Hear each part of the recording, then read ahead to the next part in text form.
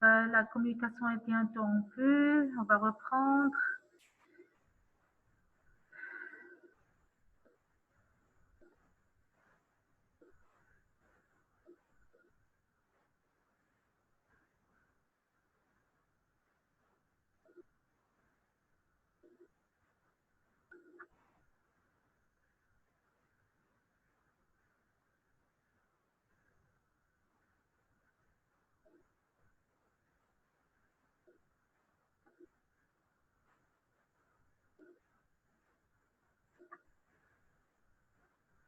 Est-ce que tout le monde...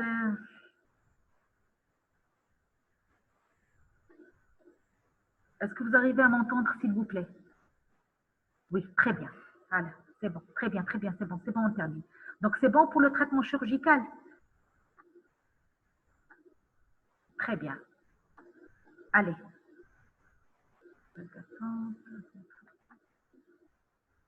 Très bien. Donc, on a vu les différents...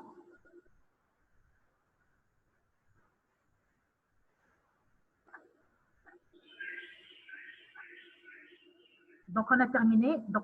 Alors, on a vu tous les traitements dont on dispose, le traitement médical et les traitements chirurgicaux. Maintenant, on va voir les indications. D'accord? Donc, l'indication, ça dépend bien sûr de l'intensité de la poussée. Alors, pour les règles hygiéno-diététiques, c'est pour toutes les poussées, qu'elles soient modérées, minimes ou sévères.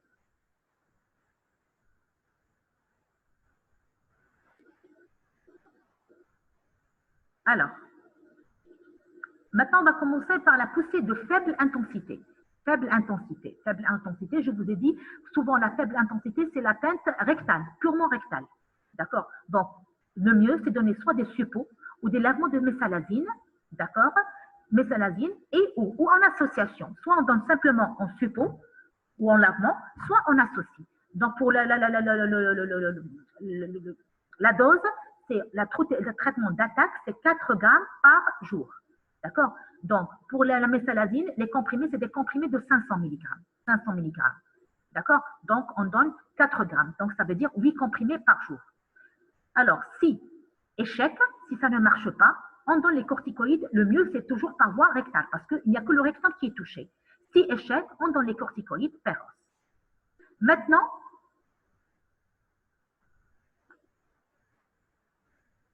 si c'est une poussée de moyenne intensité, la plus fréquente, là, dérivé salicylé per os. C'est directement per os. 4 grammes par jour. Alors, la durée, c'est 4 à 8 semaines. Si au bout de 8 semaines, il n'y a pas de réponse, échec, on donne les corticoïdes. Les corticoïdes per os, c'est 1 mg par kilo par jour. On a dit maximum 60 mg par jour pendant 4 à 6 semaines. Bien sûr, associé toujours au traitement adjuvant. Régime sans sel, un régime hypoglycidique, une supplémentation en calcium, en vitamine D et en potassium. Et à la 4e semaine, je vous ai dit, 4e semaine, toujours, même à la 2e semaine, il y a une bonne réponse, on termine 4 semaines. À la 4e semaine, s'il y a une rémission,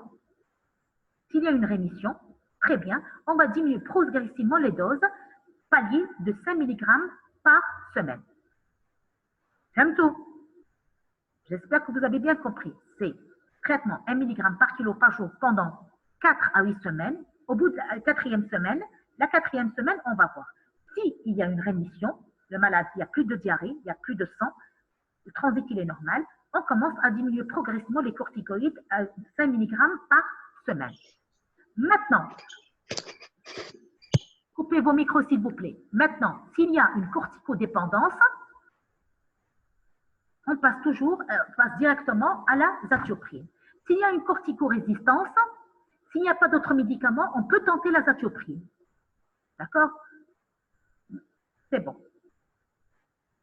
Maintenant, la poussée sévère, s'il vous plaît. Poussée sévère, vous vous rappelez, on avait dit c'est plus de 10 selles par jour, avec un retentissement. Il y a de la fièvre, il y a de l'anémie, il y a avec le tachycardie et tout. D'accord?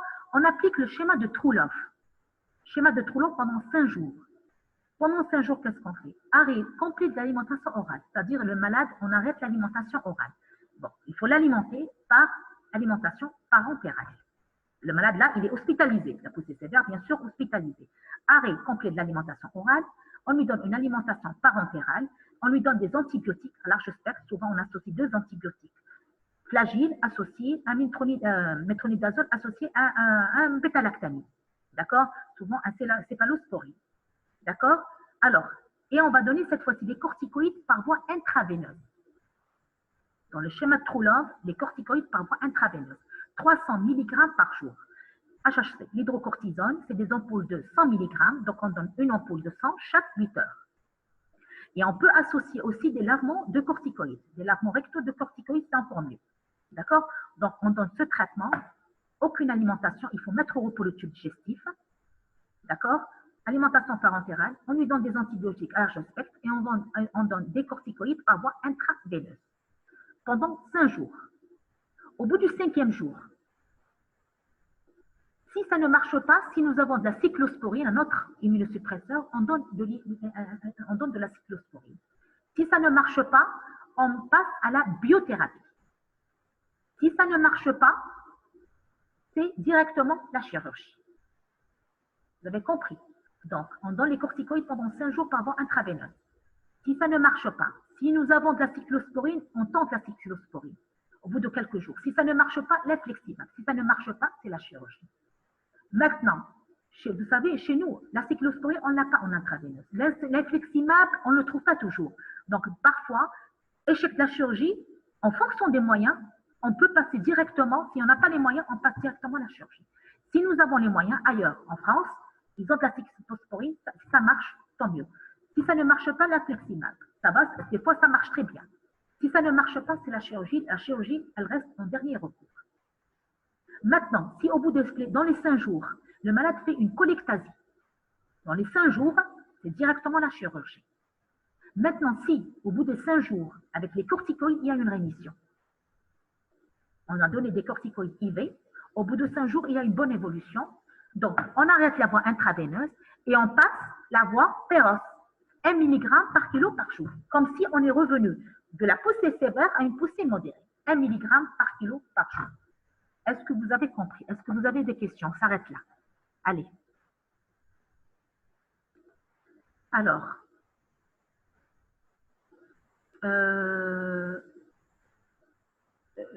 normalement, j'ai accepté tous les étudiants en attente. Normalement, tous les étudiants sont acceptés. Alors, très cher, non, j'ai pas compris. Qu'est-ce que vous n'avez pas compris comment on donne le traitement? Précisez. La dernière phase, si rémission. Alors, vous n'avez pas compris la poussée sévère. Dites-moi qu'est-ce que vous n'avez pas compris. 4e semaine, poussée moyenne. La poussée moyenne. La poussée moyenne. Alors, on va revenir. La poussée moyenne.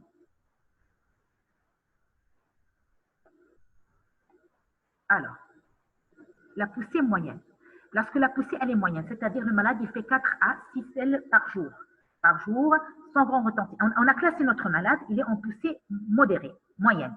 Très bien. Là, on peut commencer par les 5 ASA. On va lui donner les 5 ASA. C'est pas par suppo, ça ne suffit pas. Il faut directement péros. 4 grammes par jour. Pendant 4 à 8 semaines. On peut aller 4 semaines. C'est-à-dire que si au bout de 4 semaines, le malade s'améliore, on termine la 8 semaines. Si au bout de 2 semaines, 3 semaines, on voit qu'il n'y a aucune amélioration, il ne faut pas attendre les 8 semaines. C'est 2-3 semaines. Le malade ne s'améliore pas du tout. Il ne faut pas perdre du temps. Aller directement aux corticoïdes. Les corticoïdes, on vous en 1 mg par kilo par jour. D'accord? Mais les corticoïdes, il faut leur donner du temps. Il faut 4 semaines minimum. 4 semaines. 4 semaines. Au bout de 4 semaines, on va faire le point. D'accord? À la 4e semaine, s'il y a une rémission, très bien, le malade va très bien, il n'y a plus de diarrhée. Là, on va commencer à diminuer les corticoïdes progressivement, comme on l'a dit, 5 mg par semaine. Maintenant, si au bout de nos 4 semaines, soit il y a une corticorésistance ou il y a une corticodépendance, là, on passe à l'azatioprine, à l'imurel. C'est OK. Ça, c'est la poussée modérée. Maintenant, la poussée sévère, True Love. Le malade, il a une diarrhée glérosanglante plus de 10 fois par jour, avec un retentissement hémodynamique. Le malade, il est hospitalisé. Dans ce cas-là, le traitement, il est bien particulier. Nous avons un schéma qu'on doit suivre. Il faut arrêter l'alimentation orale, remplacer par l'alimentation parentérale. Il faut donner des antibiotiques par voie large spectre. Et on va cette fois-ci donner des corticoïdes. Comme on a arrêté toute l'alimentation orale, il ne prend rien. On va lui donner les corticoïdes par voie intraveineuse. Ça va être l'hydrocortisone. L'hydrocortisone, auquel on peut associer les lavements. Donc, au bout de 5 jours, si dans les 5 jours, le malade fait une complication, il nous fait une colectasie, directement chirurgie. Avant de terminer les 5 jours, au bout du 2e jour, il nous fait une colectasie, directement chirurgie. Maintenant, si à la fin des 5 jours, le malade, il n'y a aucune réponse. Donc, je vous dis, si nous avons un autre immunosuppresseur, cyclosporine, on le donne, on le tente, ça peut marcher. Si ça ne marche pas, nous avons l'inflexibab, on le tente. Si ça ne marche pas ou si nous n'avons pas d'inflexibab, on peut aller directement à la chirurgie. Il faut enlever ce côlon parce qu'au bout de 5 jours, les corticoïdes n'ont pas donné, le malade peut mourir, donc on l'opère.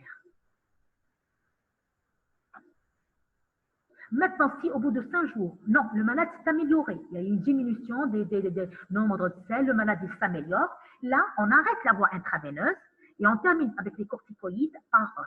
On revient à la poussée, comme si on est revenu poussée modérée. Donc, ça va être 1 mg par kilo par jour pendant 4 à 6 semaines. Bien sûr, avec le traitement adjuvant. Est-ce que ça va?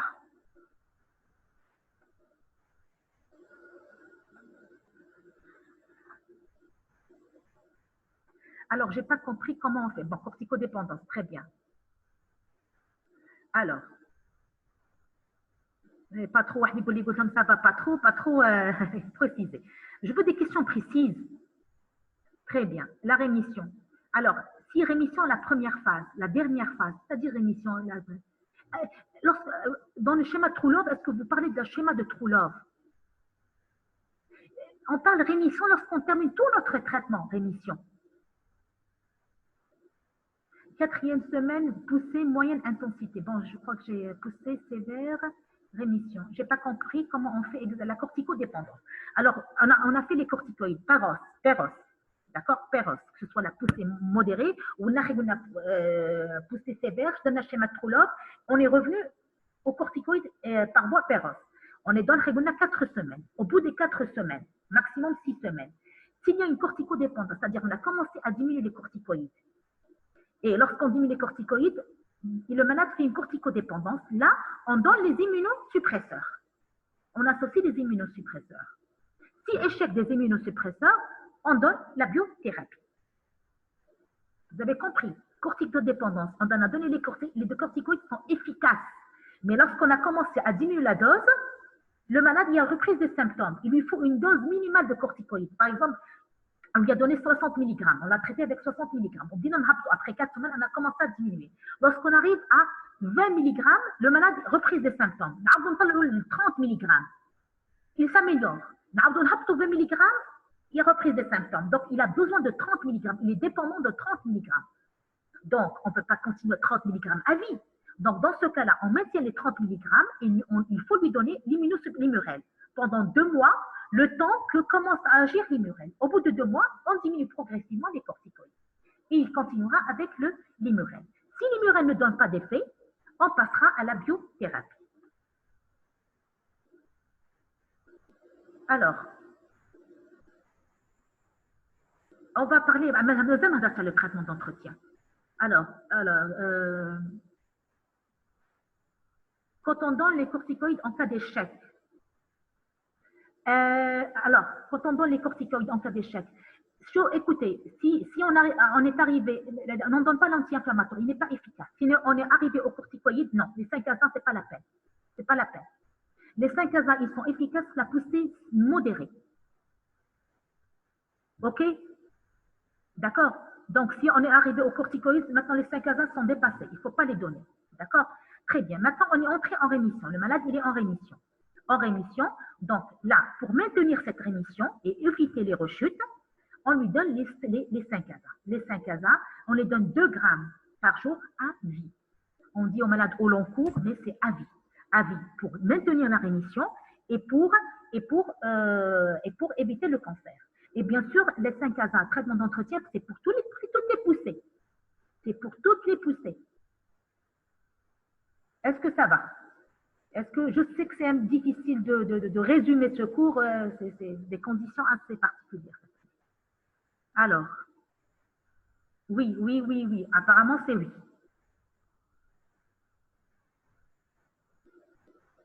C'est quoi CV? Oui, CV. French CV. Celui qui m'a écrit oui, CV. Ah oui, ça va, très bien. Elles vont mettre la CV. Ça va, très bien. C'est bon. Très bien. D'accord? Donc, voici le traitement. Il faut essayer de le relire. Oui, ça va, très bien. Ok, ok, allez. On n'a pas encore fait la maladie de Crohn, elle va être plus rapide. Hein. Ne vous inquiétez pas, ça, la suite, elle va être très très rapide parce que le maximum, le plus dur, c'est là. Très bien. Bon, rapidement. Alors, maintenant, rapidement, dans les indications, quand est-ce qu'on opère, on va résumer, quand est-ce qu'on opère en cas de DRCH, en cas bien sûr de complications, surtout la colectasie, en cas d'échec de True-Love, vous avez vu, au bout du 5e jour, si aucun médicament ne marche, on enlève le colon. Maintenant, si on a fait notre contrôle et on trouve un cancer. On trouve un cancer soit au niveau du rectum, soit au niveau du colon, quand on enlève le tout. On ne fait pas partiel. OK? Très bien. Et là, on a terminé avec l'ARCH. On va rapidement, ça va être très rapide pour la maladie de Crohn. D'accord? Très bien. Alors, parce que ça va être, on va comparer avec, si vous avez compris l'ARCH, c'est très facile. Alors, par définition, cette fois-ci, c'est une inflammation, mais c'est une inflammation granulomateuse. C'est-à-dire, on va trouver le granulome tuberculoïde. Et elle va toucher le tube digestif. Mais cette fois-ci, la maladie de Crohn, pourquoi elle est plus grave? Parce qu'elle peut toucher le tube digestif de la bouche jusqu'à l'anus. Vous vous rappelez l'RCH, c'est que le rectum et le côlon. Cette fois-ci, non. Elle peut toucher tout le tube digestif, mais avec des atteintes préférentielles. C'est surtout l'iléant terminal avec le côlon droit, ou associé ou seul la marche anale. Donc, c'est les atteintes les plus fréquentes. Donc, maladie de Crohn, contrairement à l'RCH qui ne touche que le rectum et le côlon, cette fois-ci, il peut toucher le rectum, le côlon, tout, l'estomac, l'œsophage, mais il y a une atteinte plus fréquente, c'est l'atteinte iléant terminal et le côlon droit et ou l'anus. D'accord? Alors, toujours en comparant avec l'RCH, cette fois-ci, l'atteinte, elle est segmentaire, discontinue. Vous vous rappelez, il y a l'atteinte, vous vous rappelez pour l'RCH, atteinte continue.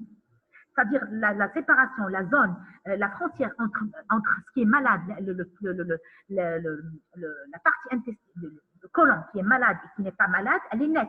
Cette fois-ci, non. On peut trouver une partie qui est malade, puis une partie saine et l'autre qui est touchée. Donc, on dit une atteinte segmentaire, asymétrique ou la discontinue. Donc, une partie du tube digestif touchée, une partie braha saine, puis une partie qui est touchée. D'accord? Très bien. Aussi, vous rappelez l'RCH, on a une atteinte superficielle, il n'y a que la muqueuse.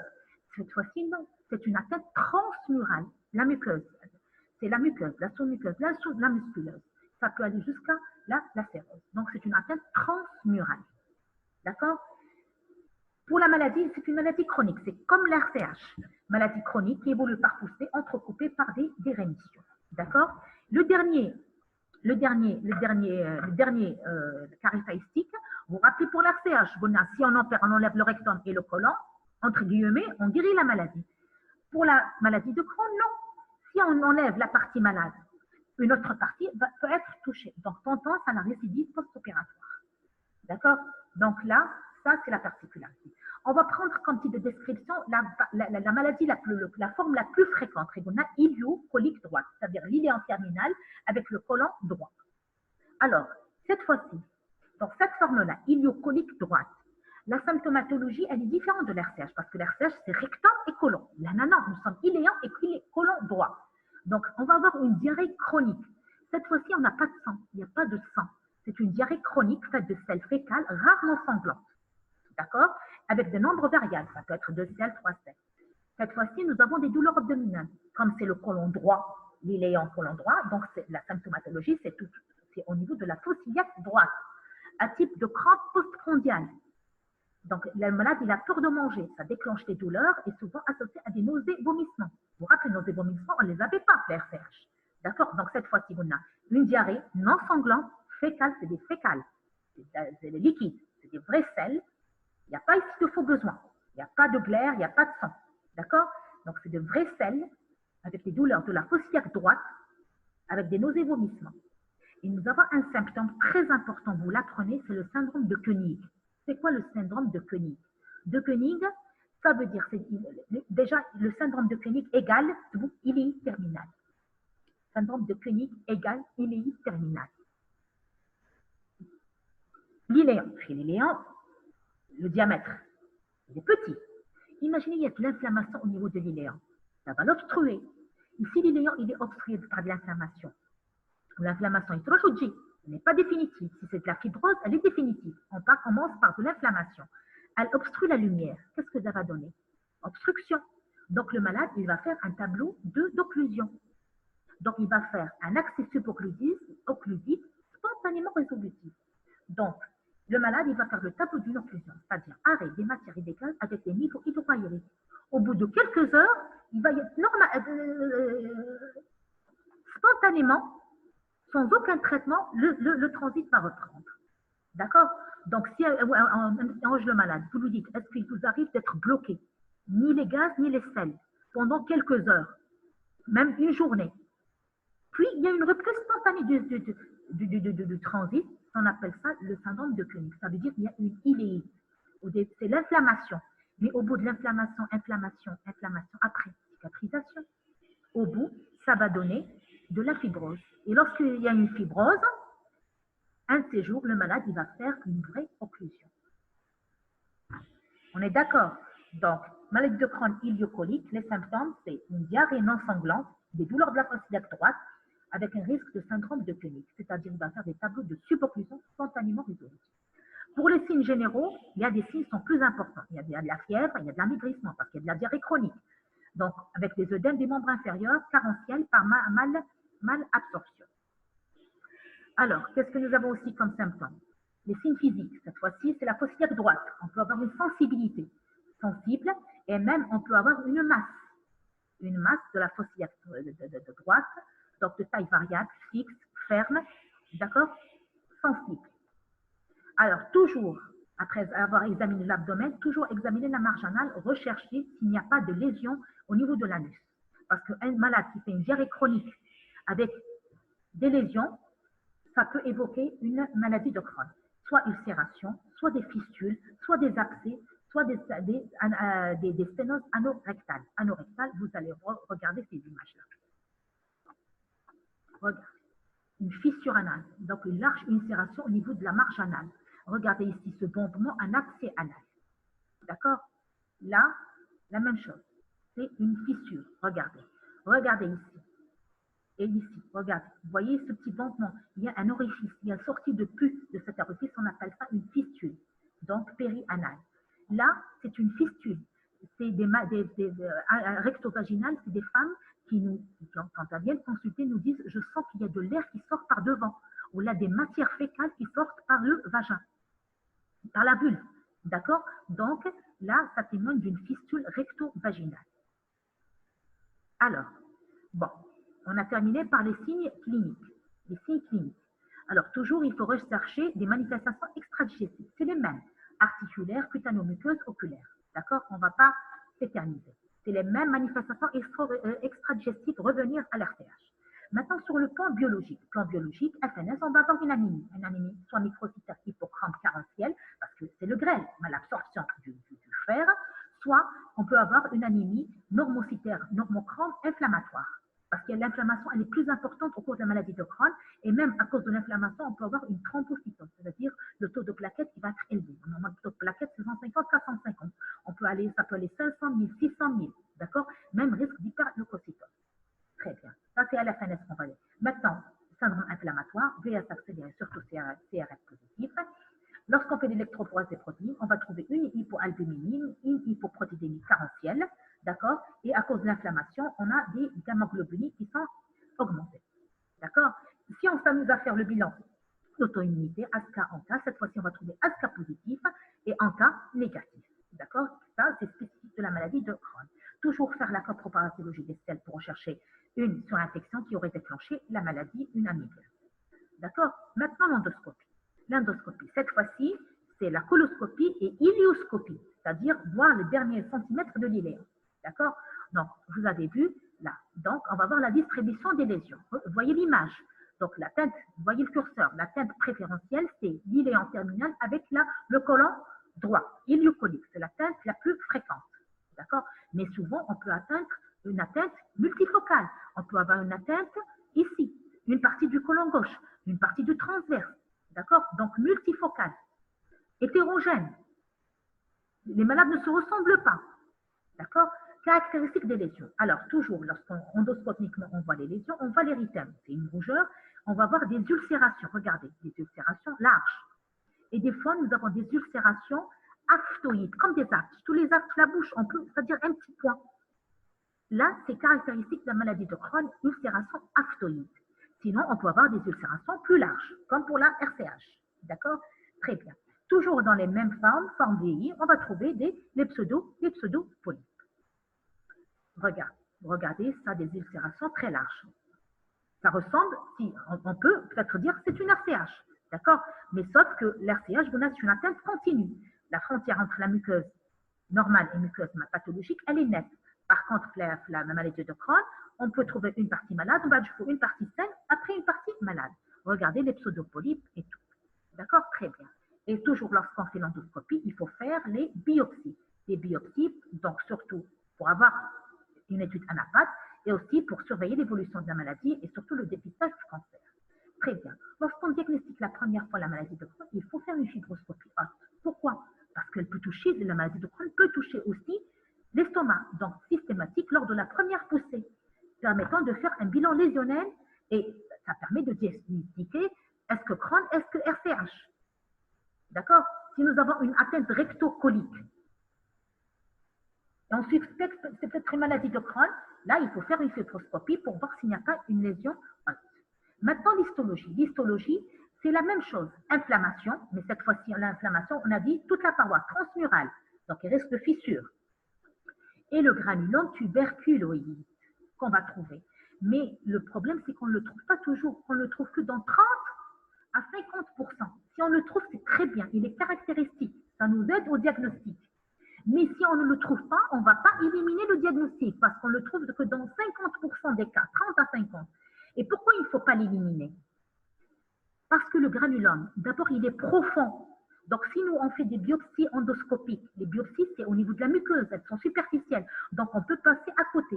C'est pour ça que le granulome, mieux, on le trouve sur des pièces anapathes, de résection.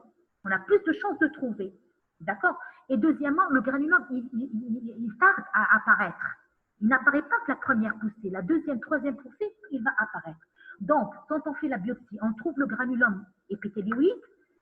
Vous connaissez d'abord les granulomes épithéliaux, c'est-à-dire sans nécrose caséeuse.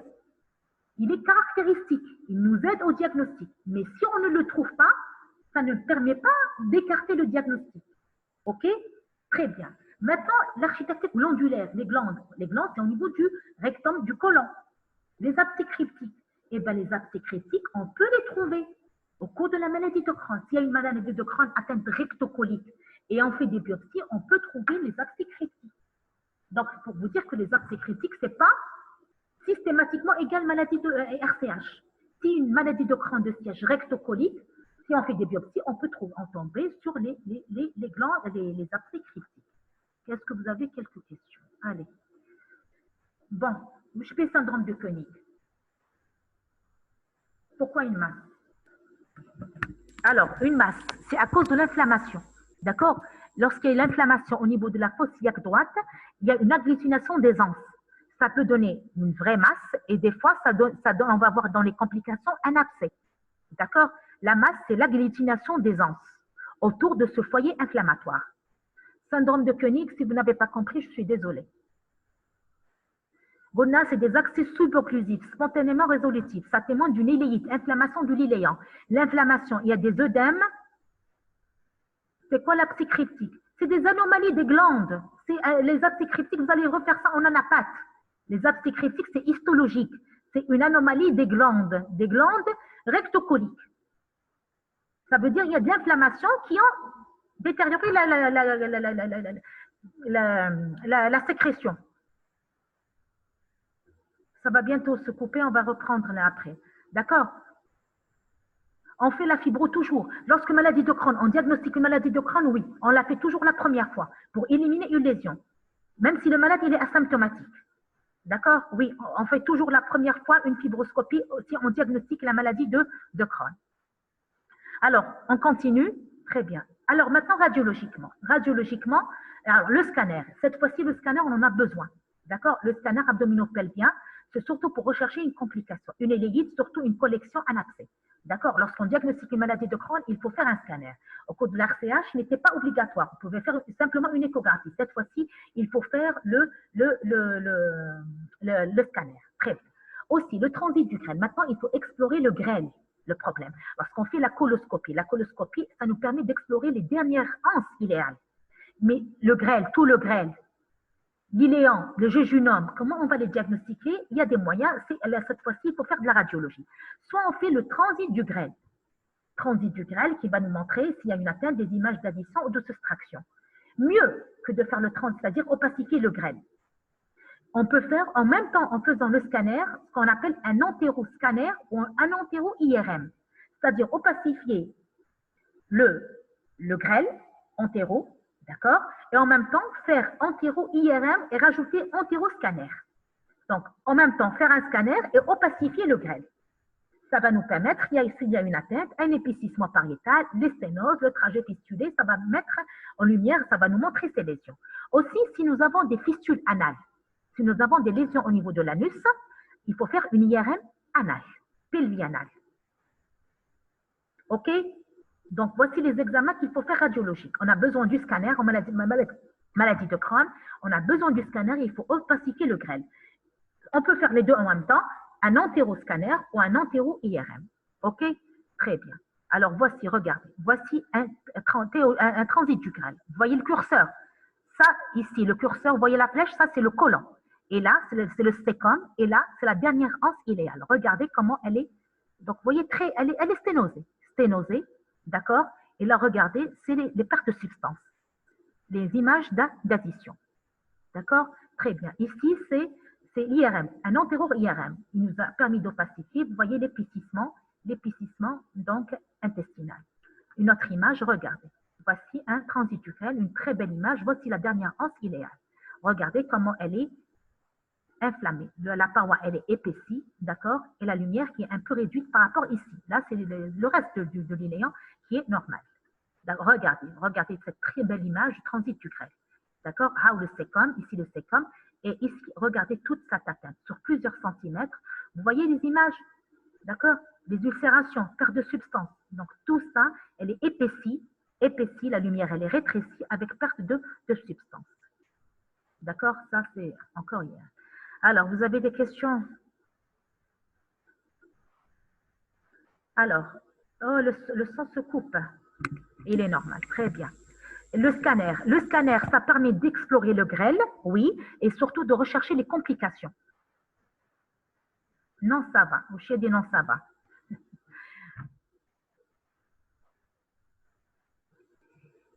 Où je fais le transit. Théo, c'est quoi? Où je m'en transit. Quelqu'un m'écrit le transit. Où je m'en le transit.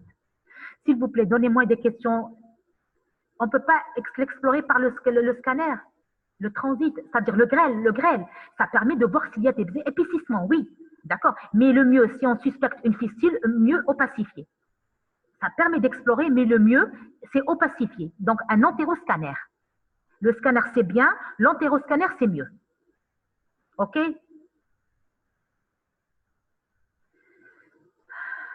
Déjà, allez. Très bien. L'évolution. Maintenant, l'évolution. L'évolution, maladie chronique, évoluant par poussée, des poussées entrecoupées par des rémissions de durée variable. C'est la même chose. Mais cette fois-ci, la maladie, elle est imprévisible. Et à chaque poussée, il y a c'est-à-dire atteinte d'un autre segment. Et risque de complications, d'accord? Et après exérèse chirurgicale, la récidive, elle est de règle, d'accord? Il y a toujours un risque. C'est plus grave avec la maladie de Crohn qu'avec l'RCH, d'accord? C'est pour cela, quels sont les risques de complications? Le syndrome de Koenig, vous vous rappelez, il est terminal, inflammation. L'intestin, il est obstrué par de l'inflammation et à la langue, ça va devenir de la fibrose.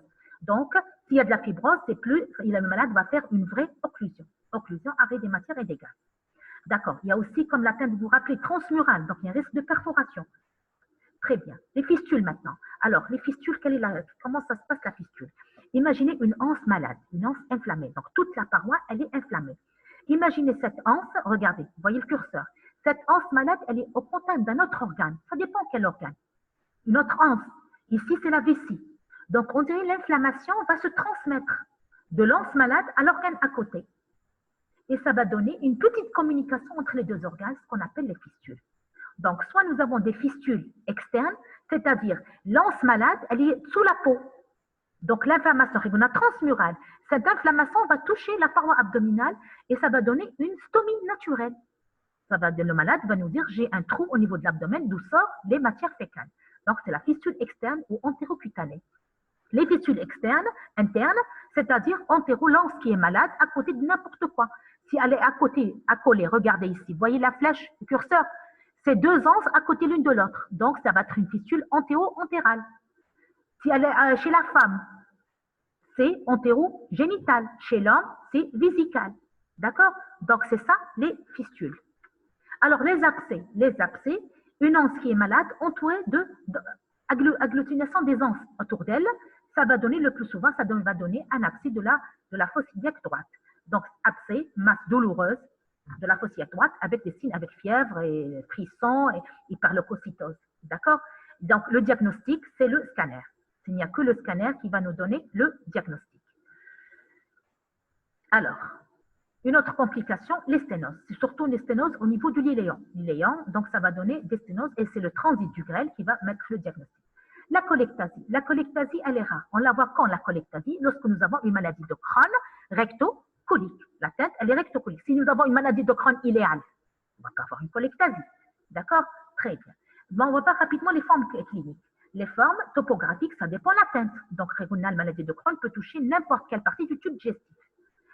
Certaines parties sont rarement touchées. Par exemple, l'œsophage et l'estomac sont rarement touchés, mais ils peuvent être touchés. Donc, si nous avons une atteinte que du grêle, le grêle, ça va donner un syndrome de malabsorption. Ça va être une diarrhée chronique avec malabsorption. Si c'est une atteinte colique, les segmentaires ou pancoliques, et dans cette forme-là, la forme colique, on peut avoir une diarrhée clérosanglante. Ça va simuler une RCH. On peut avoir une atteinte anopérinéale, donc soit isolée, soit souvent elle est associée à une atteinte rectale, c'est-à-dire les fistules et les abcès. Alors, les formes évolutives, comment classer notre poussée? Nous avons un système, l'indice de Best. Donc, l'indice de Best, on va donner des chiffres, d'accord? Nous avons un tableau, on ne l'apprend pas, un tableau, et on va donner des chiffres, d'accord, sur ces différents critères, et ça nous permet de calculer le CDI. CDI, est-ce que c'est une poussée sévère ou très sévère? D'accord? Plus de 150, elle est active. 450, c'est-à-dire c'est une poussée sévère. Là, c'est-à-dire, sachez seulement ce qui entre en I, c'est tout. D'accord? Mais parce que ça se compte sur 7 jours et on va donner des chiffres, donc ça ne s'apprend pas. Nous avons les formes cliniques.